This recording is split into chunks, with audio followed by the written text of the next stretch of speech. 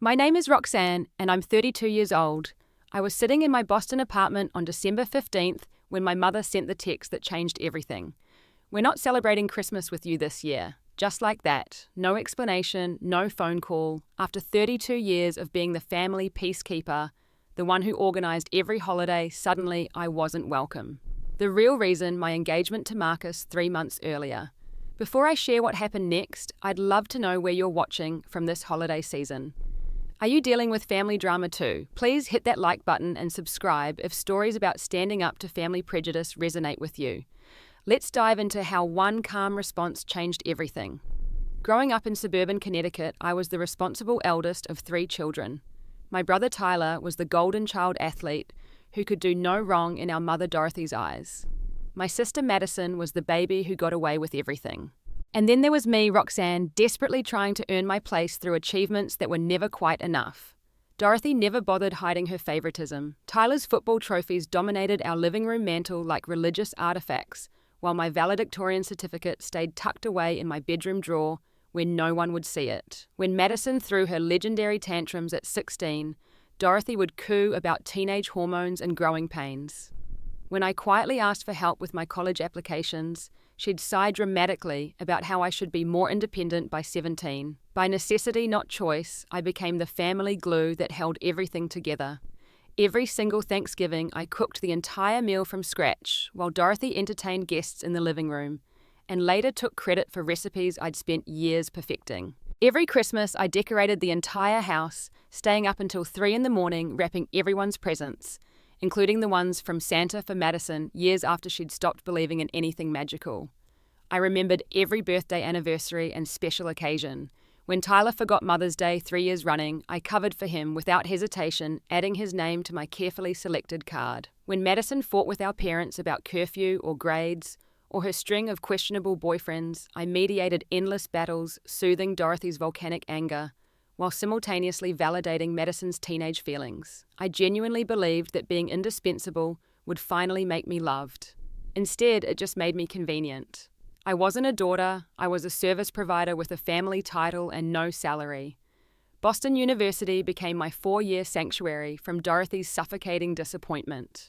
The full scholarship I'd earned through countless late nights of studying meant Dorothy couldn't claim she'd given me my education or hold tuition over my head. Dean's List every single semester, internships at companies Dorothy had never heard of, but that impressed everyone else who mattered, and finally a marketing director position by 28 that paid more than my father Robert had ever made in his best year. But every achievement came wrapped in Dorothy's signature backhanded ribbons.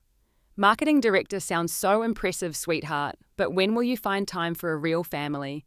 Or my personal favorite that she delivered at Thanksgiving in front of 12 relatives. All that career success won't keep you warm at night, Roxanne.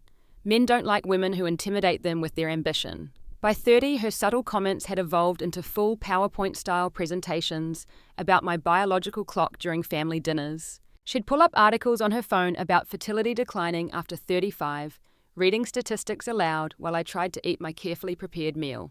She forwarded me profiles of men from her church who were ready to settle down with a nice girl, never asking if I was interested. Once memorably and mortifyingly, she brought an actual printed spreadsheet to Easter brunch, comparing the pros and cons of freezing my eggs, complete with cost analysis and success rates.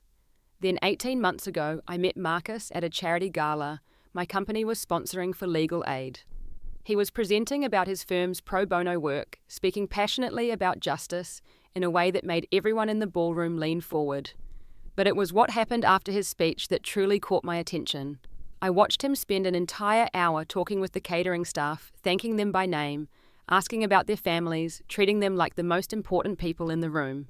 When he finally made his way to me at the donor table, his warm brown eyes held a kindness I'd been starving for my entire life without knowing it. Our first date lasted 9 incredible hours. Coffee at a small shop in Cambridge turned into lunch at a food truck he loved, turned into walking through Boston Common as leaves fell around us, turned into dinner at a tiny Italian place, turned into sitting by the harbour, talking until the sun came up over the water.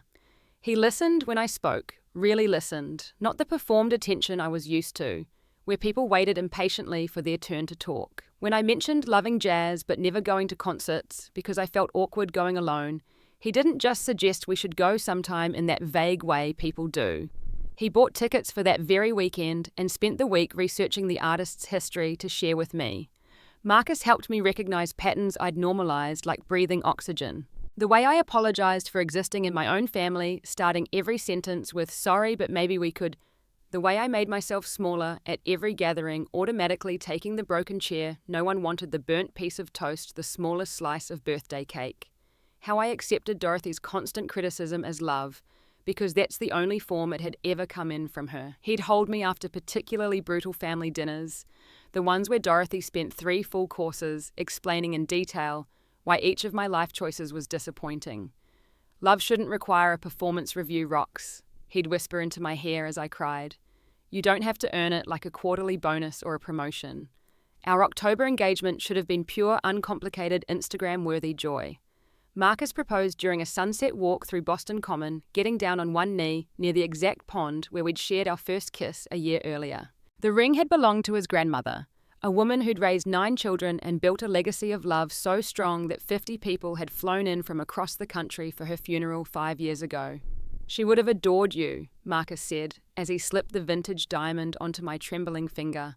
"She always said, real love makes you feel bigger, not smaller. That's what you do for me." I called my parents immediately, my voice bubbling over with a happiness I hadn't felt since early childhood. Dorothy's response hit like February ice water during a Boston winter. "Are you sure about this, Roxanne? You know how different your backgrounds are. Not congratulations, not joy, not even fake surprise. Just immediate calculated doubt dressed as motherly concern. Marcus is black. Dorothy never says this directly, of course. She speaks in elaborate code about cultural differences and challenges you haven't considered. And what about the children and their struggles? As if love was a logic puzzle that could only be solved by matching the right coloured pieces together. My father, Robert, stayed completely silent on that call, as he had for 35 years of marriage. His silence had become another language in our house, one that said Dorothy's words were law even when they were morally and ethically wrong. The 3 weeks between our engagement and Thanksgiving became a masterclass in Dorothy's subtle sabotage techniques. She called Tyler separately, voicing concerns about my rushed decision, despite the fact I'd dated Marcus for over a year longer than Tyler had known his last 3 girlfriends combined before proposing to move in together. She told Madison I was rebelling against family values, which was particularly rich, considering I was the only one who actually showed up for any family, anything consistently. She never used the word race in these poisonous conversations. She didn't have to. It hung in every pregnant pause, every concern, every, "I just want what's best for you, sweetheart." The unspoken part was always, "and it's definitely not him." Thanksgiving arrived like a final exam I was destined to fail regardless of preparation. I cooked for 12 people as always, starting at 5 in the morning. Turkey that I'd brined for 2 full days using a recipe I'd perfected over years, 3 kinds of stuffing. Because everyone had different preferences, I'd memorized homemade cranberry sauce that took 4 hours of constant stirring, 5 pies completely from scratch, including the crusts. Marcus helped with absolutely everything, charming my aunts with his humor and intelligence, bonding with my uncles over football statistics, playing video games with my younger cousins, who immediately adored him and begged him to visit more often. But Dorothy orchestrated the seating arrangement like a military general planning an attack formation. Marcus was placed at the far end of the extended table, sandwiched between Great Aunt Helen, who was mostly deaf and refused to wear her hearing aids, and Uncle Pete, who only talked about his conspiracy theories regarding the government and lizard people.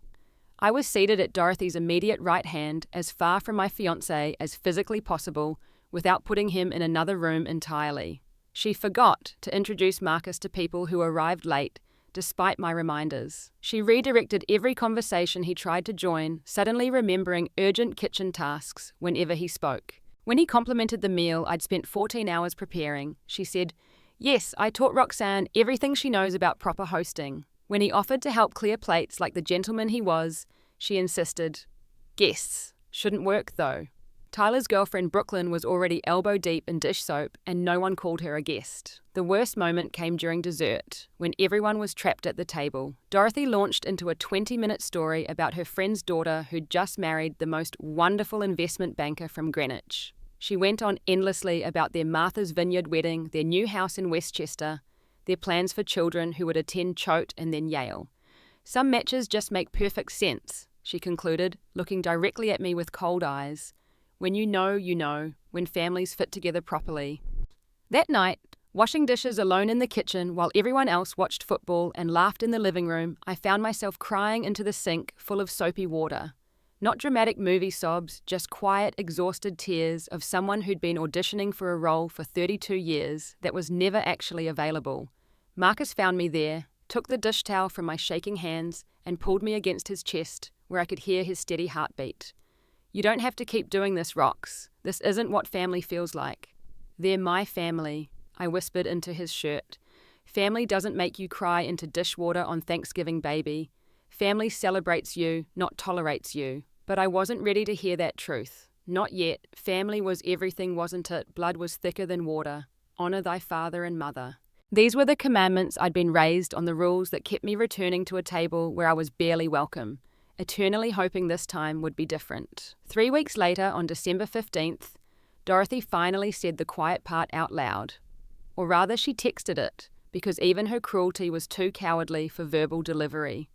That Friday morning started with such beautiful promise. I'd taken the day off work specifically to finish Christmas shopping, a tradition I'd maintained since college, when I first had my own money to spend. The color-coded spreadsheet on my laptop detailed everyone's gifts, each one carefully selected over months of listening and observing throughout the year. Tyler's new golf clubs from the exact brand he'd mentioned during our 4th of July barbecue.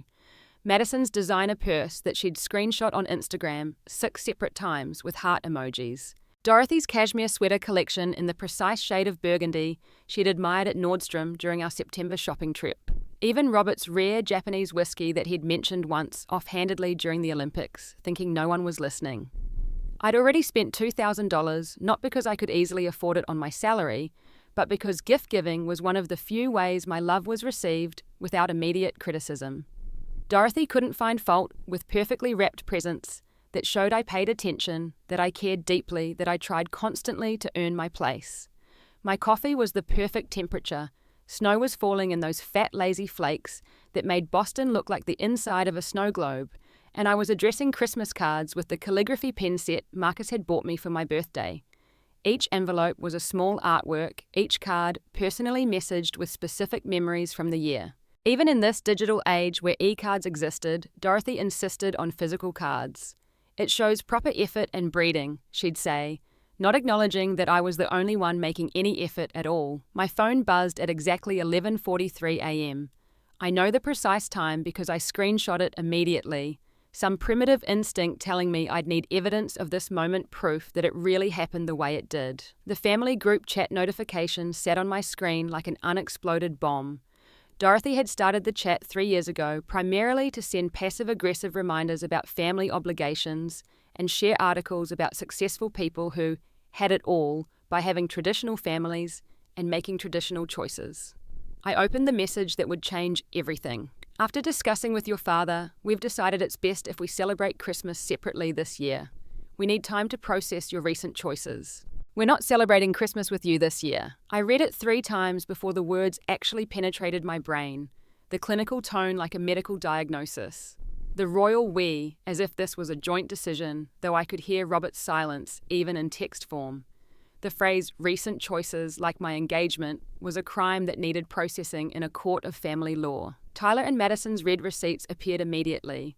They were watching this unfold in real-time, witnesses to my exile, and neither typed a single word, not even a question mark, not even an emoji. The silence in that chat was a violence all its own, a collaboration of cowardice. My hands started shaking first, then my legs joined the rebellion. Coffee splashed across the Christmas cards I'd spent 2 hours addressing, brown stains spreading like cancer across silver ink and cream paper, destroying my careful calligraphy. I stood to get paper towels and my knees buckled completely. 32 years of being the good daughter, the reliable one, the peacekeeper, and I'd been dismissed with less consideration than cancelling a dentist appointment. Marcus came home for lunch, something he'd started doing more frequently since our engagement, his protective instincts activated. He said it was because he missed me, but I think he sensed something shifting in my family dynamics, some danger he couldn't quite name, but wanted to guard against. He found me on the kitchen floor surrounded by ruined Christmas cards, like evidence at a crime scene. I was holding my phone, staring at the message as if the words might rearrange themselves if I looked hard enough, if I wished hard enough.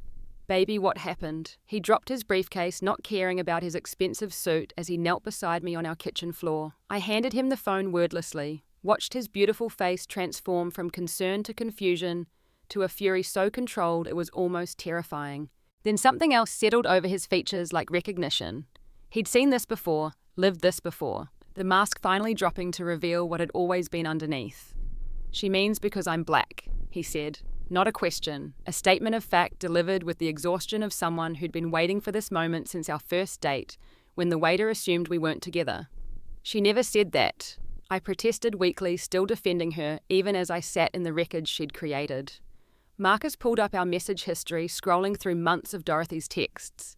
Each one seemed innocent in isolation, but together they painted an undeniable picture. Comments about maintaining our family traditions and preserving our values, and thinking about what's best for everyone involved. The word "our" doing so much heavy lifting it should have come with a weight warning. Roxanne, honey, look at me. He cupped my face gently with both hands. This isn't about you. This was never about you. It's about her and her prejudice and her small, scared, hateful heart. You could be perfect. You could cure cancer. You could win the Nobel Prize and it wouldn't matter because I'm black, and that's all she sees when she looks at me. My phone rang. Tyler. I answered on speaker, needing Marcus to witness this to confirm I wasn't overreacting or being dramatic. Rock's mom's being weird, but you know how she is with change. Weird, Tyler. She just disinvited me from Christmas via group text. That's not weird. That's cruel. She's processing. You know she doesn't handle change well. Remember when Madison dyed her hair? What change? I've been with Marcus for 18 months. You met him a year ago. Yeah, but engaged is different. It's permanent. It means he'll be in family photos forever.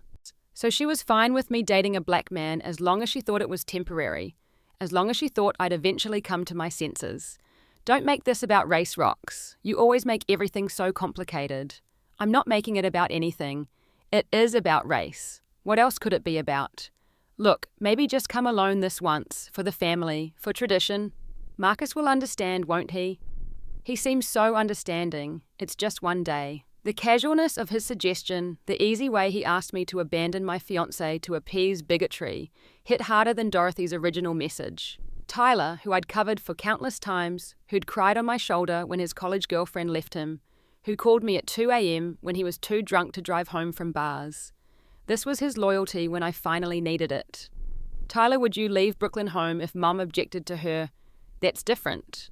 How explain to me exactly how that's different? It just is. Brooklyn fits. She makes sense for our family.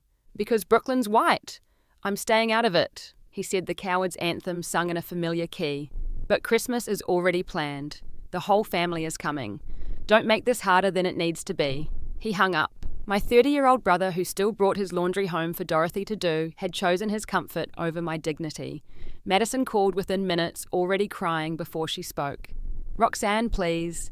Christmas will be ruined without you. You always make everything perfect. Christmas is already ruined, Madison. Mom ruined it with that text. Can't you just come alone this one time? I promise we'll work on Mom for next year. Marcus will understand. He seems so understanding about everything. The way she kept emphasizing Marcus's understanding nature, like it was his job to accept disrespect, made my stomach turn. Would you leave David home if Mom objected? That's not fair to ask. Why isn't it fair? It's the exact same question. Because David fits. He makes sense. Says who, Mom? Because he's white. Because his family has money. Because his parents belong to the same country club. What exactly makes him fit that Marcus doesn't? I didn't mean it like that. You're twisting my words. Then how did you mean it? Use your words, Madison. Be specific. Her crying intensified to the dramatic levels that always got her out of trouble. You're being so selfish. This is our first Christmas with everyone home in 3 years. Mom's been planning for months. She already bought the prime rib you like. And she just unplanned me with a 2-sentence text message. The prime rib will survive without me. She's your mother? That has to mean something.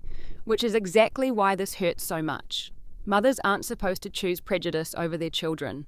You're choosing him over us. You're destroying this family over one man. No, Madison. Mum chose her prejudice over me. I'm just responding to that choice. There's a difference between causing a problem and acknowledging one. After she hung up, Marcus held me while I sobbed. Not pretty delicate tears, not dignified crying, but body shaking, grief-filled, snot-producing sobs for the family I'd thought I had versus the one that actually existed. Every illusion I'd built to survive 32 years was crumbling, and the truth underneath was uglier than I'd ever let myself see. His mother Angela called an hour later, having somehow sensed something was wrong, the way good mothers do, the way Dorothy never did. Sweetheart Marcus told me what happened. You listen to me right now. Any mother who would choose prejudice over her child's happiness isn't worth your tears. You're our daughter now, you hear me? Both of you come home for Christmas. We've got plenty of room and more than enough love for everyone. The contrast between Angela's immediate unconditional acceptance and Dorothy's calculated rejection broke something in me. Or maybe it fixed something that had been broken all along. I spent 3 hours composing my response to Dorothy's message. Marcus thought I should ignore it entirely, give her nothing to work with, no ammunition for her victim narrative.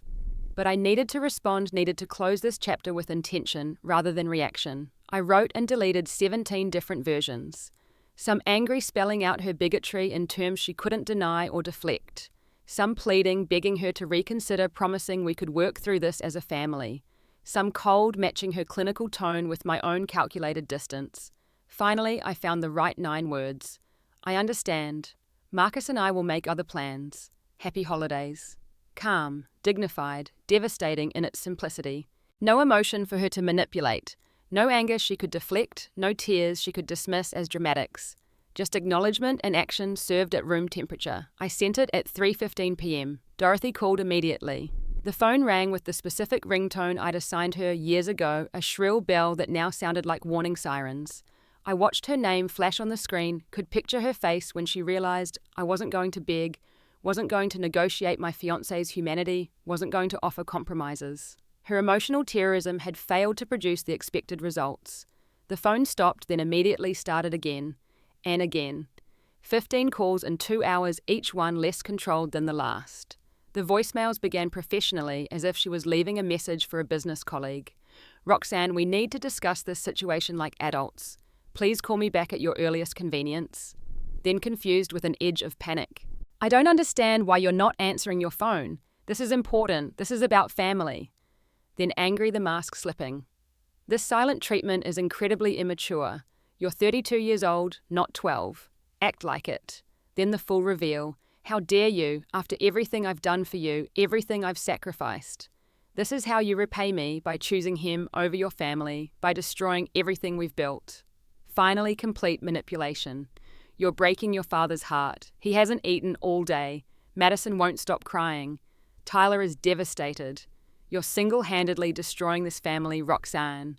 I hope you're happy with yourself. I hope he's worth losing everyone who actually loves you. I played each message for Marcus, needing a witness to this, gaslighting someone to confirm I wasn't crazy or overreacting.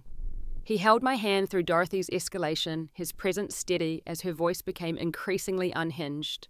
You know what she's doing right? He asked after the last message. She's used to you caving. This is extinction burst behavior. When the usual manipulation doesn't work, the manipulator increases intensity. How do you know so much about this? My ex's mother was similar. Different flavor of toxicity, but same recipe. I learnt the hard way that the only way to win is not to play. Tyler called around dinner. Rox, I know Mum went too far, but can you please just be the bigger person here? You always are. It's kind of your thing. That's exactly the problem, Tyler. I've been the bigger person for 32 years. I've apologized for things that weren't my fault, accepted treatment I didn't deserve and made myself smaller so everyone else could feel bigger. I'm done being the bigger person. So you're going to ruin Christmas over this? I didn't ruin anything. Mom made a choice. I'm respecting it. She didn't mean it the way you're taking it. Then how did she mean it? Explain to me how "we're not celebrating Christmas with you" has a positive interpretation. She's just worried about the future, about potential complications. What complications? That her grandchildren might have darker skin, that her friends at church might whisper, that she'll have to examine her own prejudices. Be specific, Tyler. You're being dramatic. I'm being honest. For the first time in my life, I'm being completely honest about this family and how it operates, and you can't handle it because you benefit from the dysfunction. He hung up on me. The golden child who'd never experienced a moment of Dorothy's disappointment couldn't fathom standing up to her.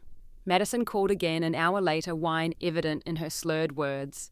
Mom's crying Roxanne, like really crying. She had to take one of her nerve pills, the ones she saves for emergencies. Good, maybe tears will wash away some of her bigotry. That's cruel.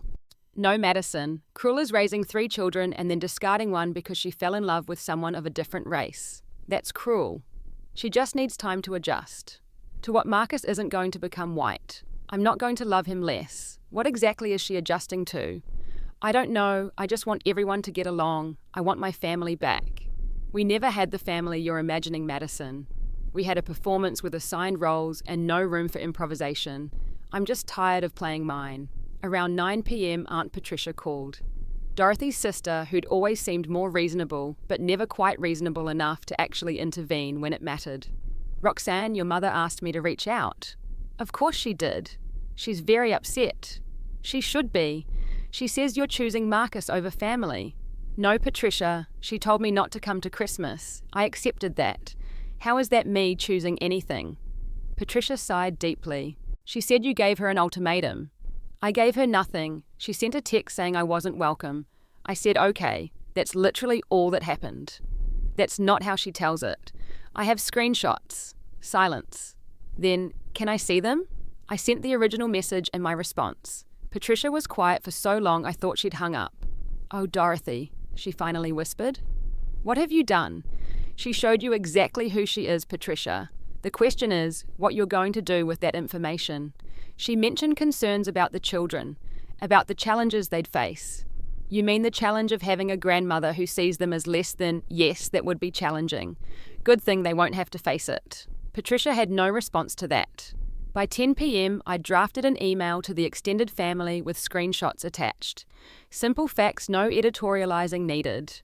The truth was damning enough on its own. Marcus read it, suggested I sleep on it. But I sent it anyway. I was done letting Dorothy control the narrative. The responses were immediate and split. Cousin Jennifer was appalled at Dorothy. Uncle Frank thought I was overreacting. Aunt Susan offered to host us for Christmas instead. But the most important response came from Grandmother Ellen, Dorothy's own mother, who called me directly. Sweetheart, I just saw your email. I'm disgusted. Absolutely disgusted. Did she really disinvite you from Christmas because Marcus is black? She didn't say it explicitly, but yes. That's not how I raised her. I'm so ashamed. I marched for civil rights. I taught her about equality. Where did I go wrong? It's not your fault, Grandma. Isn't it? Somewhere I failed her. I thought teaching tolerance was enough, but clearly she needed more. Before bed, Angela called again.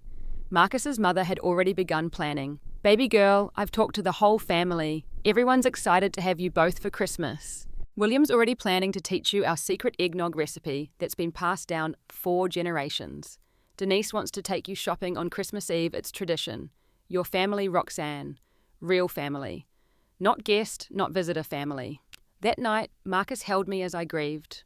Not dramatically, but quietly, the way you mourn something that was never quite what you thought it was. The family I'd imagined versus the one I actually had. We could elope, he suggested gently. Vegas next weekend. Just us. No, I said firmly.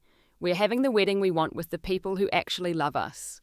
All of them. If my mother wants to miss it, that's her choice. But she doesn't get to make us hide. We booked flights to Atlanta the next morning. 2 tickets to a different kind of Christmas one where love wasn't conditional and family wasn't a weapon you wielded against your own children. December 23rd arrived with an unexpected blizzard that grounded flights across the northeast. Our original 6 a.m. departure was delayed, then delayed again, then delayed once more. Dorothy would have called it divine intervention, the universe preventing my betrayal. Instead, it gave me time to watch her digital meltdown unfold in real time. She'd moved her performance to Facebook, posting cryptic messages about children who forget where they came from, and the importance of honoring thy mother and father, and family values in modern times. Each post carefully crafted to garner sympathy without providing actual details. The comments section became a battlefield of relatives who knew the truth versus those buying Dorothy's victim narrative wholesale. We finally boarded at 2 p.m.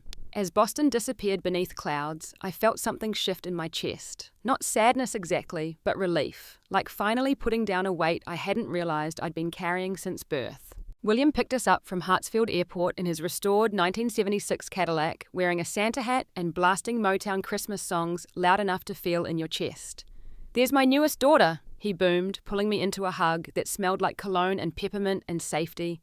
"Angela's been cooking since yesterday morning. Hope you brought your appetite." The drive to Cascade Heights was a tour through Marcus's entire history. That's where Marcus played Little League.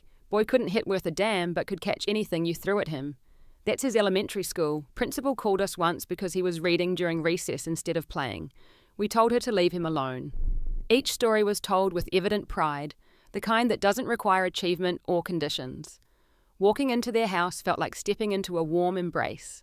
Angela had decorated every available surface, twinkling lights, creating constellation patterns across the walls. The tree touched the ceiling ornaments dating back decades, telling the story of a family that saved memories instead of grudges.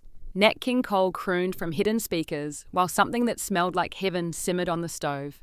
Finally, Angela pulled me in before I could set down my bag. "Come here, baby. Let me look at you properly." She held me at arm's length, studying my face with the kind of maternal attention I'd craved my whole life. "You look tired. That woman's been stressing you out, hasn't she? Well, that's over now. You're home." Denise appeared with her twin daughters, Zara and Zoe, both 7, and wearing matching reindeer sweaters that lit up. "Aunt Roxanne!" they screamed in unison, launching themselves at my legs with the force of tiny linebackers. I'd met them exactly twice before, but they claimed me with the confidence of children who'd been raised in absolute security. "Girls, let her breathe!" Denise laughed, but she was hugging me too, adding, "I'm so glad you're here. Mum's been driving us crazy preparing your room. She bought new everything." "I haven't done anything special," Angela protested, then immediately contradicted herself. "I just got new sheets and a few little welcome gifts and made sure the bathroom had those fancy soaps you mentioned liking that one time 6 months ago." While Marcus caught up with his father, Angela led me on a house tour that was really an excuse to show me family photos spanning generations. "This is Marcus at science fair. Built a robot that actually worked, unlike his volcano that exploded on the judges. This is his first dance. Poor girl was a foot taller than him until junior year." Each photo came with a story told with such warmth I felt like I'd been there. My phone buzzed with a message from Tyler. A photo of our family dinner table, my place setting, prominently displayed at Dorothy's right hand, the chair empty like a memorial. The manipulation was so transparent it was almost funny. Almost. "She's really committed to this performance," Marcus said, reading over my shoulder. "Let her perform," Angela said firmly. While she's crying over an empty chair she created, "You'll be surrounded by family who actually want you here." Dinner that night included Marcus's aunts, uncles, cousins, and family friends, who might as well have been blood. 30 people squeezed around extended tables, passing dishes and stories with equal enthusiasm. No assigned seating, no careful navigation of Dorothy-like moods, no performance anxiety. Just family being family. Marcus's grandmother, Mama Rose, commanded attention from her seat at the head. 93 years old, sharp as winter wind, with eyes that seemed to see through time itself. "So you're the one who finally caught my grandson," she said, studying me intently. "Good. He needed someone with backbone. Too many people in this world bend when they should stand. You stood." "It didn't feel brave," I admitted. "It felt like survival." "Same thing, baby, same thing. Survival is the bravest thing we do." As the evening progressed, I kept waiting for the catch. The moment when someone would make a snide comment, or express disappointment, or remind me I didn't really belong. It never came. Instead, I was folded into conversations about everything and nothing, asked my opinion on the music selection for tomorrow's party, taught the family's special card game that definitely involved cheating, but nobody would admit it. Madison called during dessert, wine drowning her words. Mom made us all say what we're grateful for. When it was her turn, she just stared at your empty chair and cried. Dad had to help her to bed. She ruined the whole dinner. She created that empty chair, Madison. She's crying over her own choices. I know. I think I know. It's just, this isn't how Christmas is supposed to be.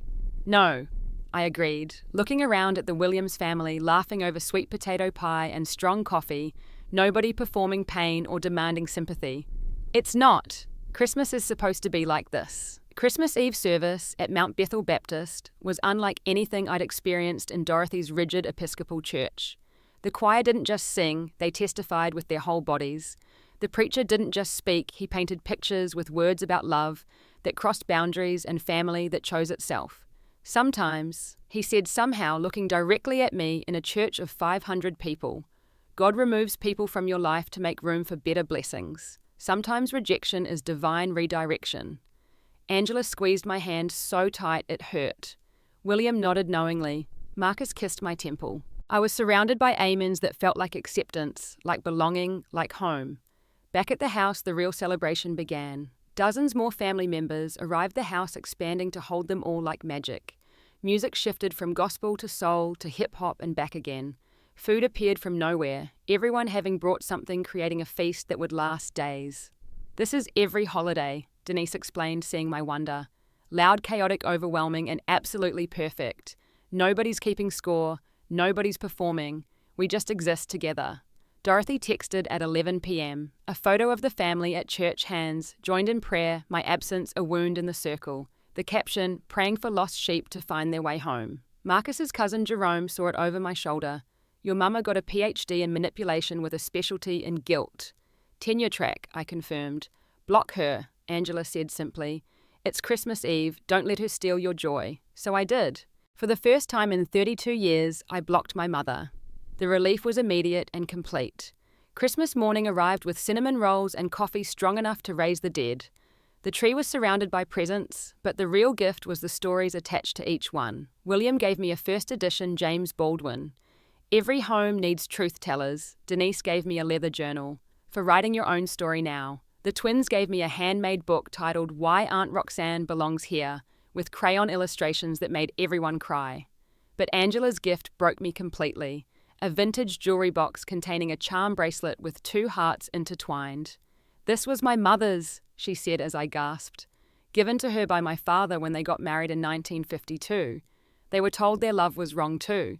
Different religions, different classes, different worlds. People said it wouldn't last. They had 63 years together before he passed. Some love is worth every battle. Mama Rose pulled me aside after presents. I want to tell you something, child. That woman who raised you, she lost. She lost big. Lost a daughter, gonna lose grandchildren, lost the chance to grow. But you won. You got Marcus, you got us, you got yourself. Don't you dare feel guilty for winning. Robert texted that afternoon. Your mother went too far. I know that, but I can't fight her, Roxanne. After 35 years, I just can't. I'm sorry. His cowardice hurt almost more than Dorothy's cruelty. At least she was honest in her prejudice. He was complicit in his silence. The Williams family photo that evening included me front and center, Angela's arm around me, Marcus's hand in mine, surrounded by people who'd claimed me completely.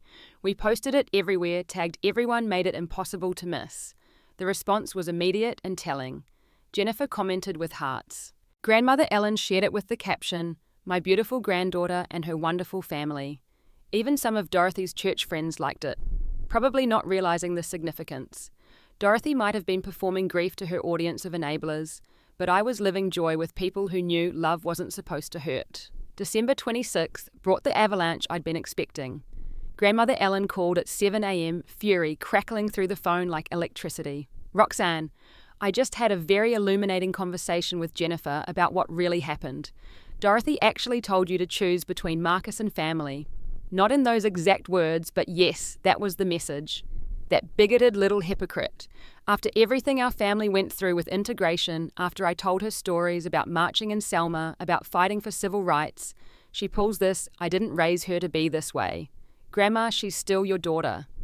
Which makes this worse, not better. I didn't march in 1965 for my own child to become what we were marching against. Tyler's girlfriend Brooklyn texted next. Just so you know, I told Tyler if he doesn't stand up to your mum about this, we're done. I'm not signing up for a lifetime of that toxicity.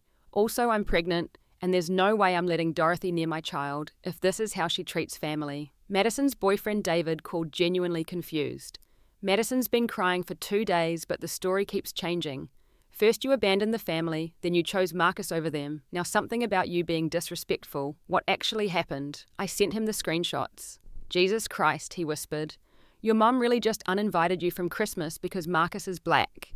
She never said it was because he's black. She didn't have to. Madison told me about the comments, the concerns, the constant microaggressions. I'm not an idiot. This is straight up racism. Try telling Madison that. I did. She said I don't understand because my family's different. Yeah, my family's different. We're not racist. The family text chain I'd been removed from was apparently exploding. Jennifer forwarded me screenshots. Tyler had finally pushed back, saying Dorothy was wrong. Madison had defended me, admitting she'd been weak. Robert had typed and deleted messages for an hour, never sending anything. Dorothy's response was to leave the chat entirely, then create a new one with only her most loyal supporters. But the damage was done. The family was fracturing and Dorothy was on the wrong side of the break. December 27th brought Dorothy's first real attempt at damage control. An email with the subject line, misunderstanding. Roxanne. There seems to be confusion about my intentions. I never said you couldn't come to Christmas. I simply suggested we celebrate separately, to give everyone time to adjust to the changes in our family dynamic. Your response was aggressive and unnecessary. However, as your mother, I'm willing to forgive your behavior and move forward. Perhaps we could arrange a dinner in January, just family, where we can discuss boundaries and expectations moving forward. Marcus is welcome to join us for dessert. I read it to the Williams family over breakfast. The laughter was immediate and cathartic. She's willing to forgive you. William nearly choked. Marcus can come for dessert, Denise shrieked. Like he's the hired help. Angela's voice went dangerously quiet. I crafted my response carefully. Dorothy, there's no confusion. You texted that you're not celebrating Christmas with me this year. I have the screenshot. I accepted your decision. There's nothing to forgive because I haven't done anything wrong. If you want a relationship with me, it includes Marcus fully, equally, completely, not as a dessert guest. These aren't negotiations. They're facts. December 28th, she escalated. Somehow got Angela's phone number and called during family game night. Angela put her on speaker and we all witnessed Dorothy's attempt at maternal authority. Mrs. Williams, I'm calling mother to mother. Surely you understand that children sometimes make impulsive decisions that they later regret. Perhaps you could encourage Roxanne to reconnect with her real family. Angela's response was measured but devastating. Mrs. Peterson, what I understand is that you gave your daughter an ultimatum between her family and the man she loves. She chose love. She chose growth. She chose respect. Now you're experiencing consequences. That's not impulse, that's integrity. Something you might want to look into. This is a family matter that doesn't concern you. Roxanne is family. My family. Which makes this very much my concern. Now I'm going to give you some mother-to-mother advice. Apologize. Genuinely. Completely. Take responsibility. Or lose your daughter forever. Your choice. Dorothy hung up. December 29th brought unexpected allies. Tyler called sounding exhausted and slightly drunk. Rox, I fucked up. I should have stood up for you immediately. Brooklyn's right. I'm a coward. Yes, you are. I deserve that. Mom's wrong. Completely, totally racistly wrong. I've spent 30 years avoiding her anger, and I didn't know how to stop. You're 30 years old, Tyler. When were you planning to grow a spine? Now apparently, Brooklyn's pregnant, and she says if Mom acts this way about Marcus, she won't let her near our kid. She's right. Can I come see you meet Marcus properly? Apologize in person. You can come to our wedding, publicly, openly, no hiding. Mum will lose her mind. That's her choice. You coming is yours. Madison called next wine, making her philosophical. Remember James from sophomore year, the Korean guy from economics? I remember Mum made you break up with him. She said it would be too complicated. Said our children would struggle with identity. Said his family would never accept me. I loved him, Rox. Really loved him. And I let her convince me it was wrong. You were 19. I'm 28 now and still letting her control me. David and I want to elope because I can't stomach planning a wedding with her involved. Then elope. Seeing you stand up to her, God, I feel like such a coward. You're not a coward, Madison. You're a victim of her manipulation too, but you can choose differently now. New Year's Eve arrived with the Williams family party in full swing. 200 people filled every inch of space, music pulsing, food, abundant love, tangible in the air. At 11:58, my phone buzzed. Dorothy.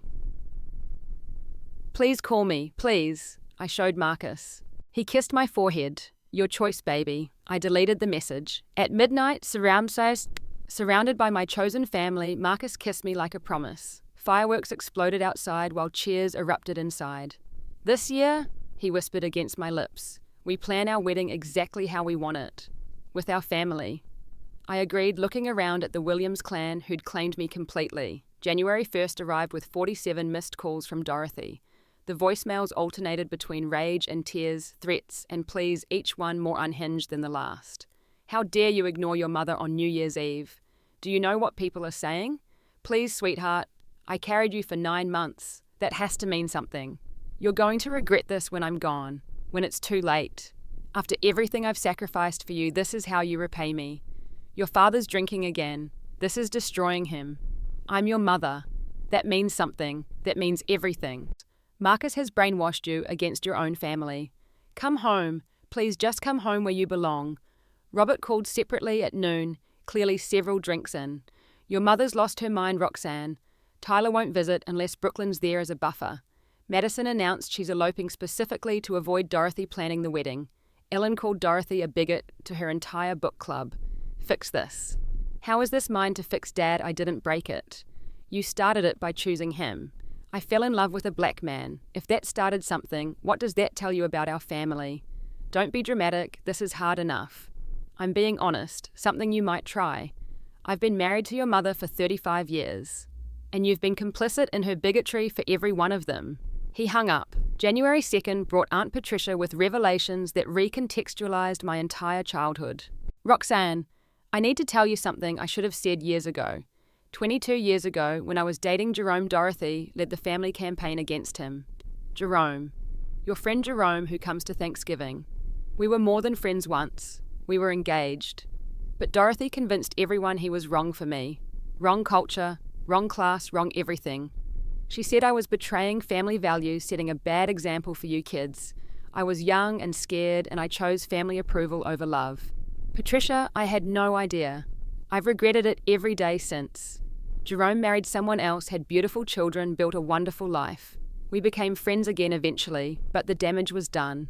Seeing Dorothy do this to you, seeing you stand strong where I folded, I'm proud of you and ashamed of myself." January 3rd, I finally answered Dorothy's call. She started crying immediately, the practiced tears of someone who'd always weaponized emotion. "How could you abandon your family like this?" "Dorothy."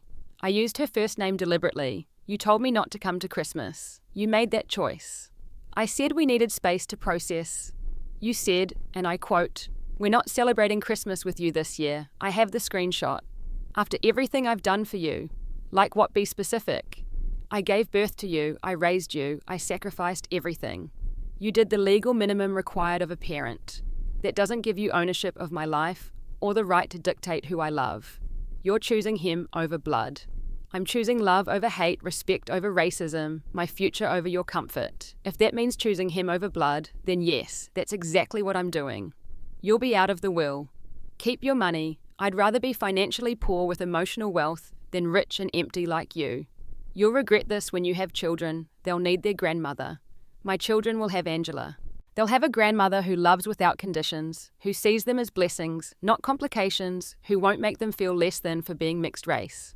I'm your mother. Biologically, yes, but family is about more than DNA. It's about love and respect and acceptance. Things you've never given freely." She screamed something incoherent and hung up. It would be 2 years before we spoke again. January 4th brought a family meeting called by Grandmother Ellen.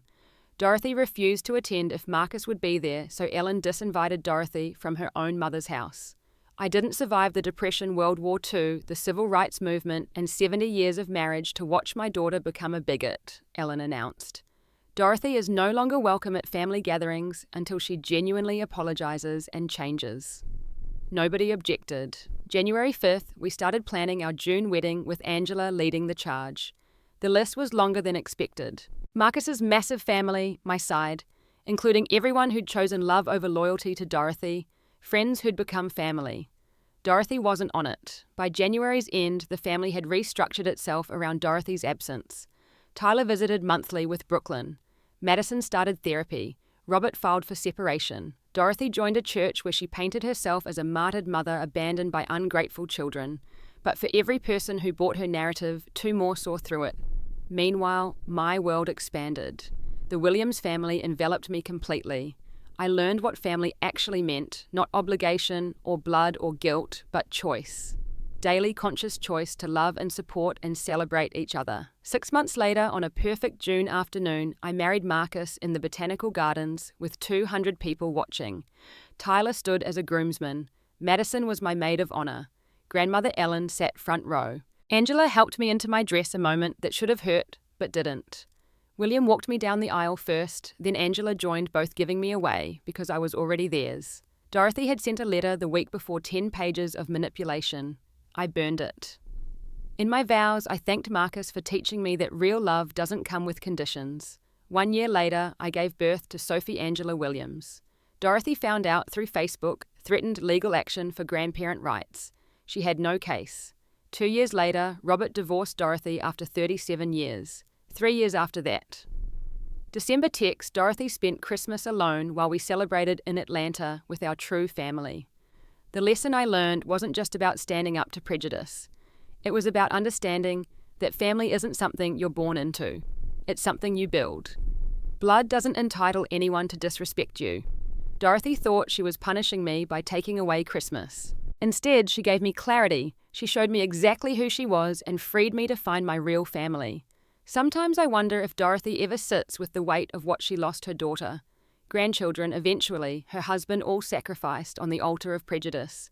But mostly, I don't think about her at all. I'm too busy living the life she tried to prevent, surrounded by the family she said I was betraying, raising the children she'll never know. That December 15th text freed me in ways I never expected. Sometimes rejection is just redirection toward the love you actually deserve. What boundaries have you had to set with family to protect your peace? Have you ever had to choose between toxic blood relatives and healthy chosen family? I'd love to hear your stories in the comments below. If this resonated with you, please hit that like button and subscribe for more stories about breaking cycles and building better families. Share this with someone who might need to hear that it's okay to walk away from people who refuse to love you properly. Thank you for listening to my journey. Remember, you deserve to be celebrated, not just tolerated. You deserve love without conditions. Wishing you all the courage to choose yourself and the wisdom to recognize real love when it shows up.